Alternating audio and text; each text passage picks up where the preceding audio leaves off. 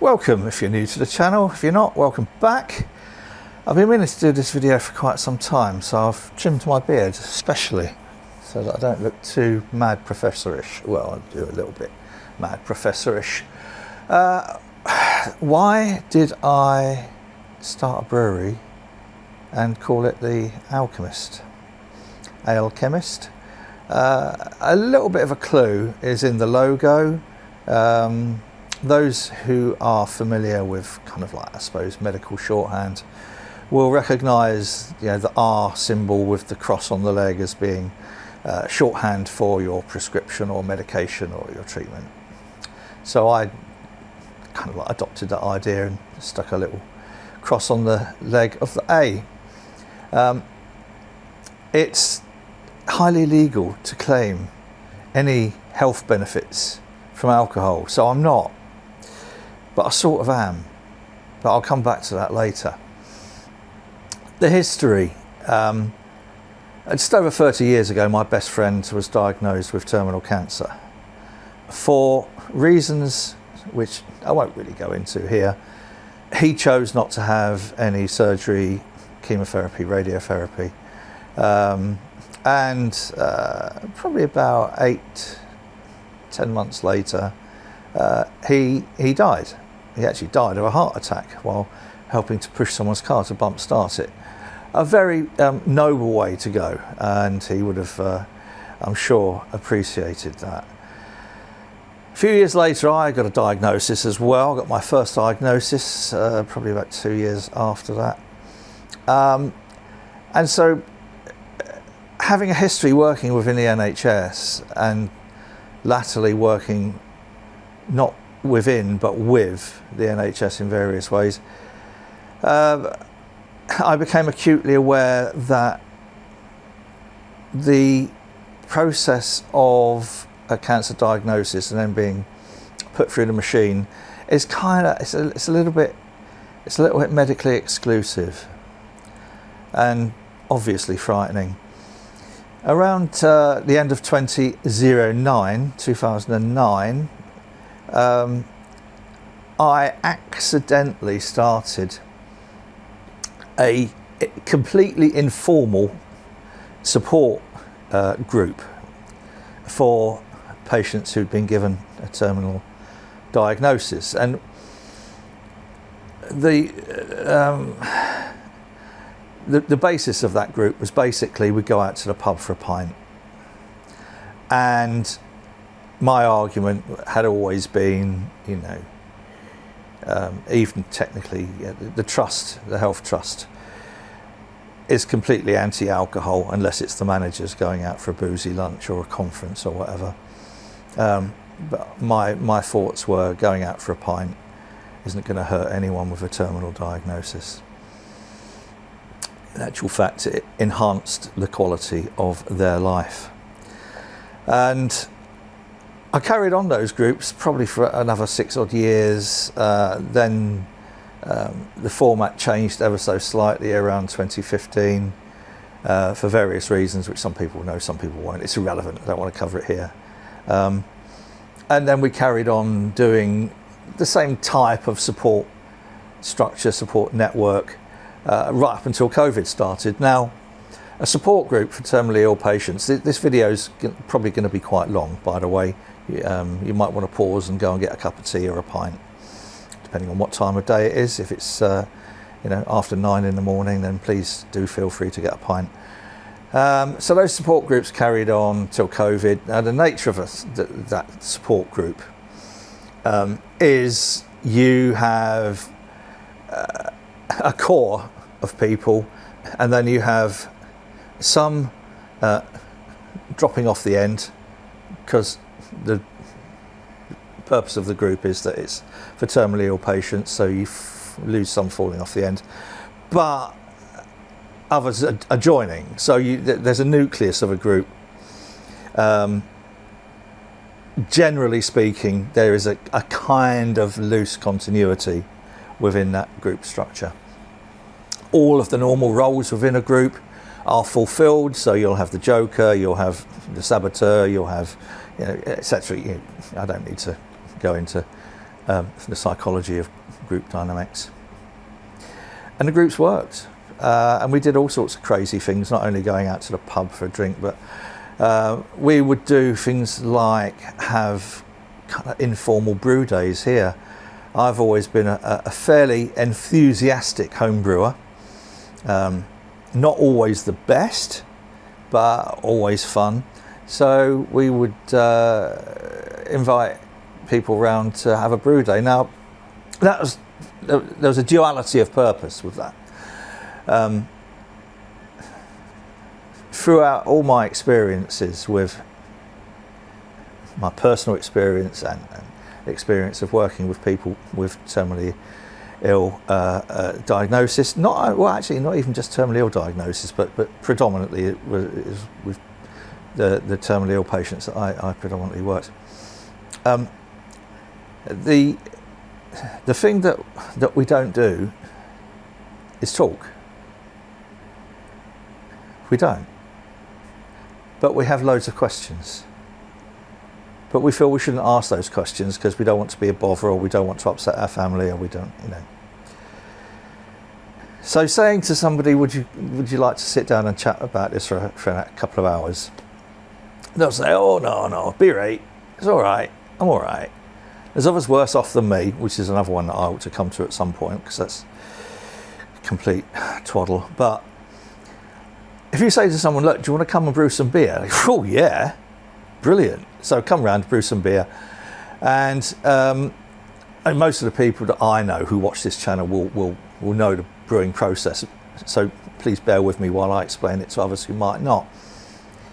There are several parts of the brewing process that involve a lot of downtime. So there's the mashing in, where you put your various grains into a big metal pot with some hot water, and you let it sit there for an hour. And that extracts some of the sugars from the grains that you can then transfer into what's known as the copper, or the big boiler, which is like a big kettle, and then you boil it for an hour. So that's a couple of hours there of downtime where you don't really have an awful lot to do, so you can sit down and talk. So you're still having that counselling interaction, that listening interaction, but they're not coming round for a counselling interaction or a structured session. So those brew days worked exceptionally well, and we produced some very, very good beers. But it is a long process. You're looking at 4 hours really, by the time you've transferred and all that sort of thing.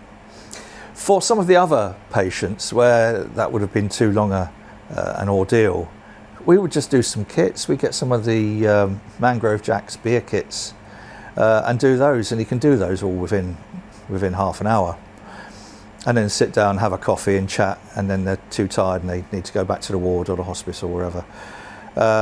So yeah, that was kind of like how the brewing started. Now, I've run these support groups for, I suppose, coming up for 15 years.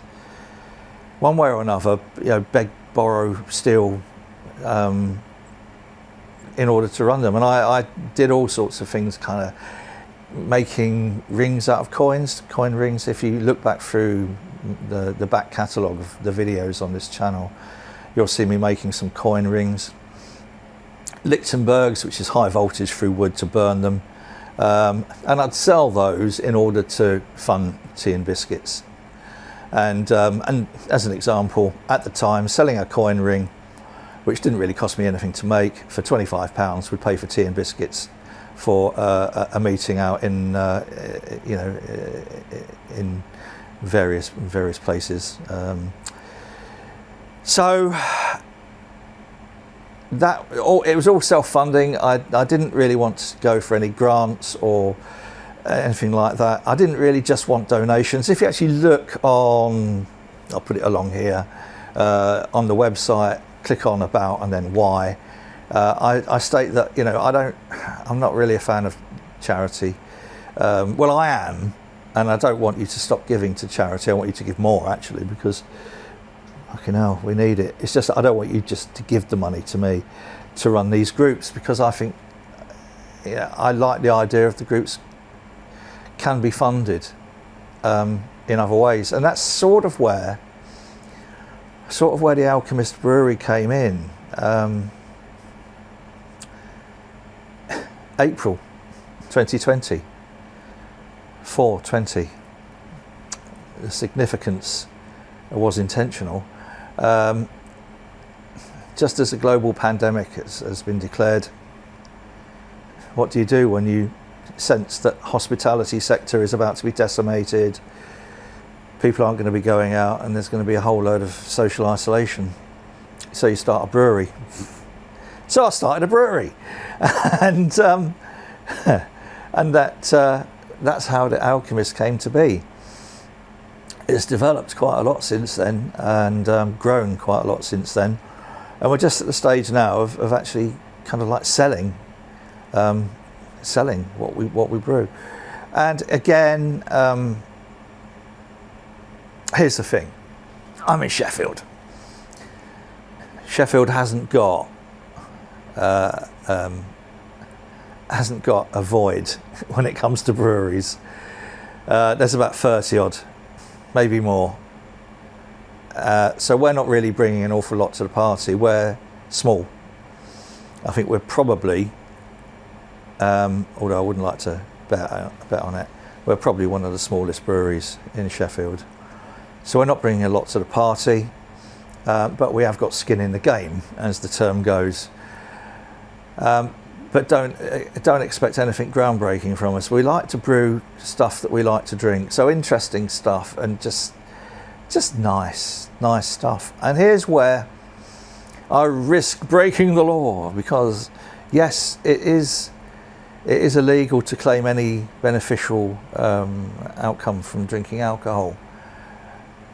But after COVID, one of the things that I think we learned was the most significant long-term consequence of that pandemic was social isolation, loneliness, social exclusion, for a number of reasons, especially if you was a cancer patient on chemotherapy, because you'd be immunocompromised. In other words, your immune system would be compromised. So although I did have a couple of patients who said, "Oh, bring it on, quick death, please, a quick death. I don't want to die long and slow."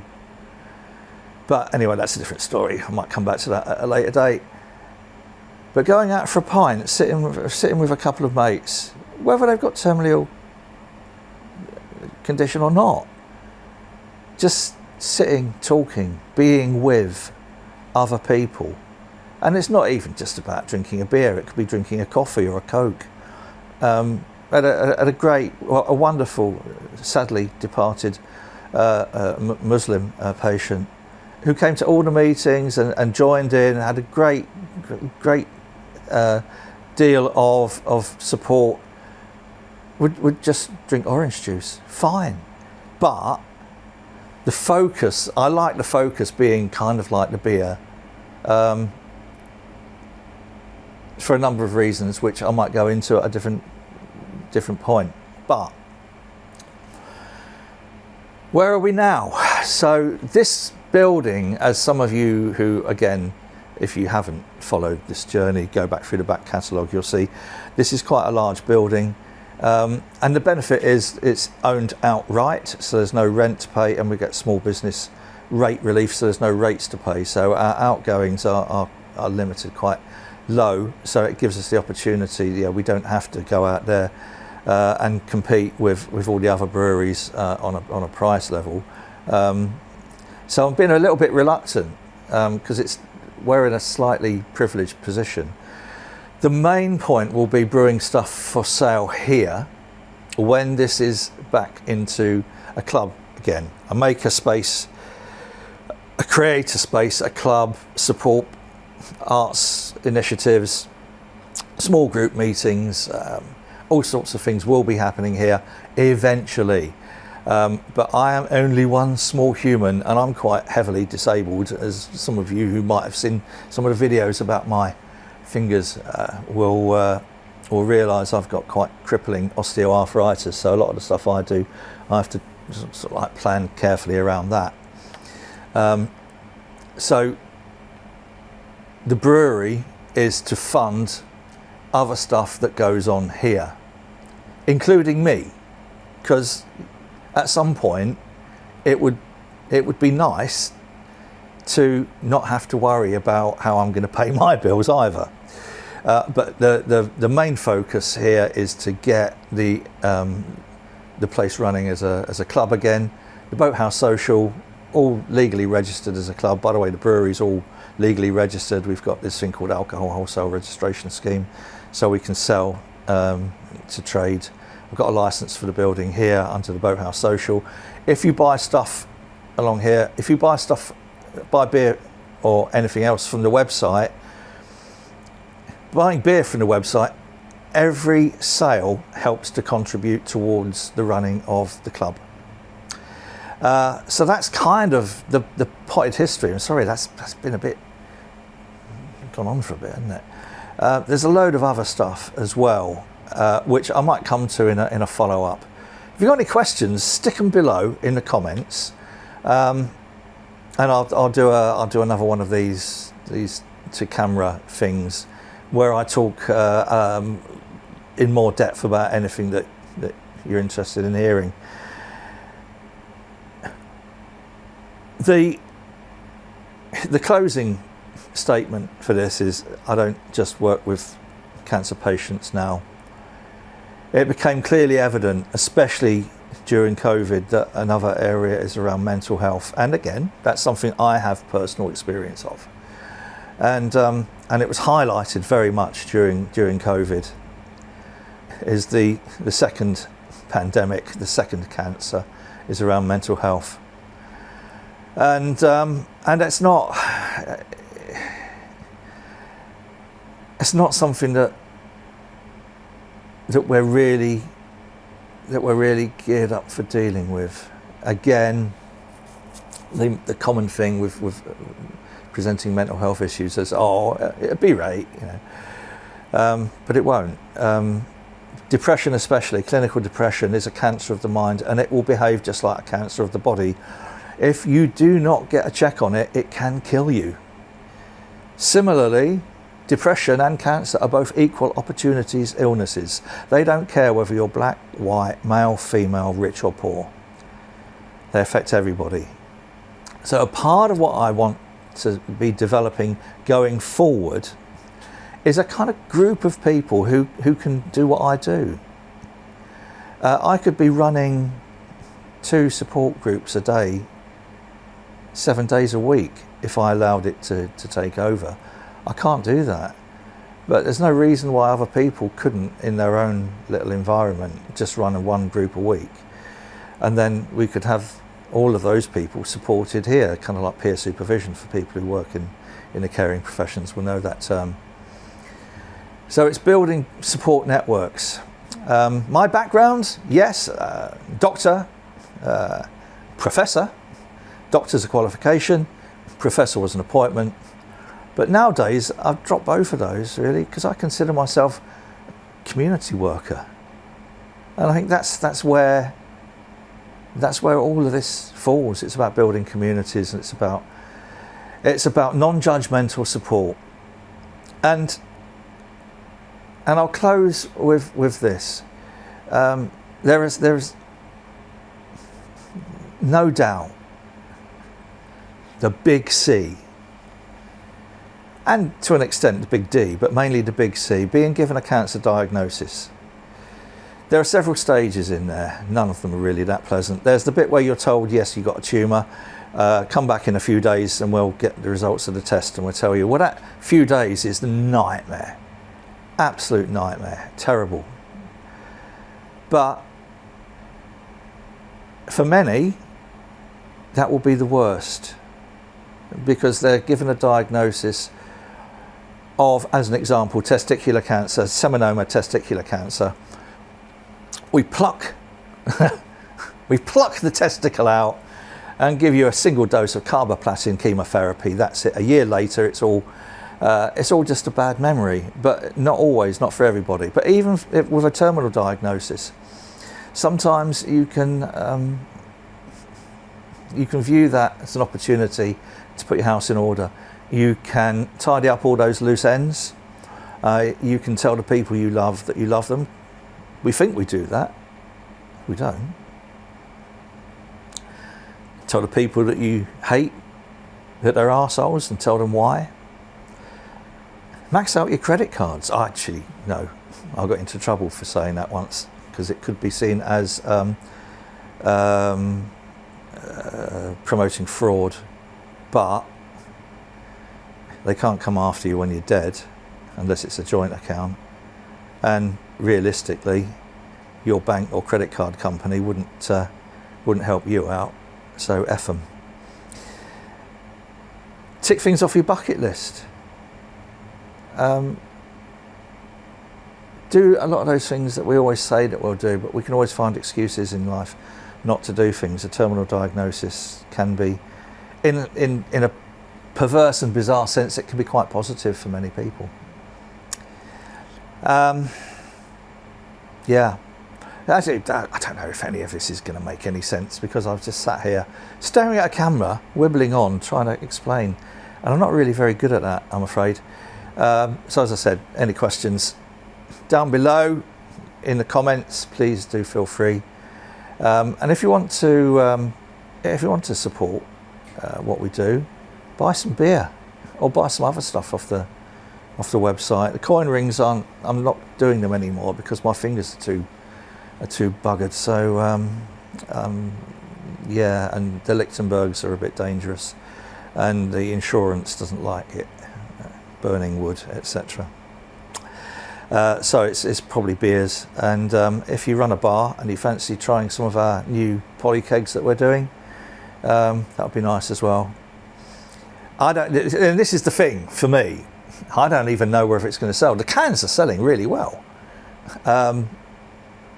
yes, astonishingly well, but I don't know how scaling this up. I don't know how it's going to work. So because I'm not really a brewer, not compared to a lot of the brewers that I know, and also a lot of the brewers in Sheffield. Yeah, as I said, as I started, we're not bringing a huge amount to the party in terms of being an outstanding brewery, but I think we're kind of like a little bit different in that sense. We're not money driven as such, but we're focused on providing quality support initiatives. Yeah. Right, well, thank you for watching. If you're still here, if you've made it this far, thank you. Yeah, I always finish these videos by saying, look, you take care of yourself and those you care about. And yeah, it's one of those things that I've got used to saying, but I still mean it every time.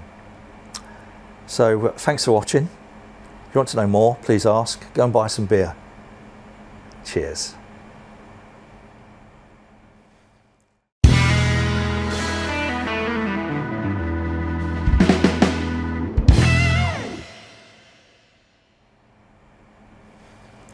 I don't know if that's... I don't even know whether that's recorded. Have you recorded? Have you recorded? I don't know.